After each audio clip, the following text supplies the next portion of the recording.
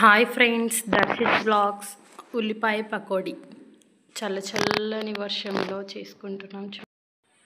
ఒక cup onions, కొద్దిగా పచ్చిమిర్చి చాప్ చేసి, కొద్దిగా సాల్ట్, కొద్దిగా పసుపు, 1 టేబుల్ స్పూన్ జీరా, వాము, ఒక 3 టేబుల్ స్పూన్ శనగపిండి, 1 కప్పు వరిపిండి, కొద్దిగా సాల్ట్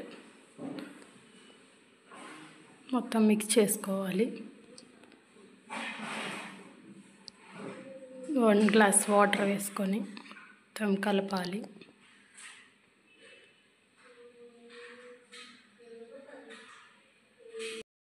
స్టవ్ మీద కడాయి పెట్టుకొని ఆయిల్ వేసుకోవాలి.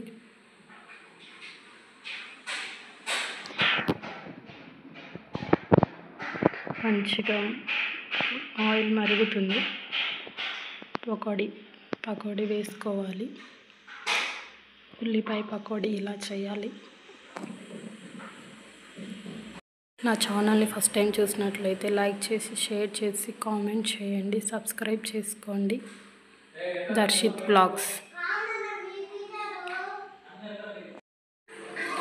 ఉల్లిపాయ పకోడీ వేడిగా లైక్ చేసి, షేర్ చేసి, పక్కనే ఉన్న బెల్ ఐకాన్ని నొక్కండి.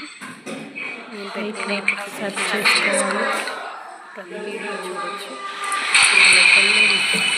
వర్షంలో వేడి pakodi. Please like, share, subscribe my channel Darshit Vlogs.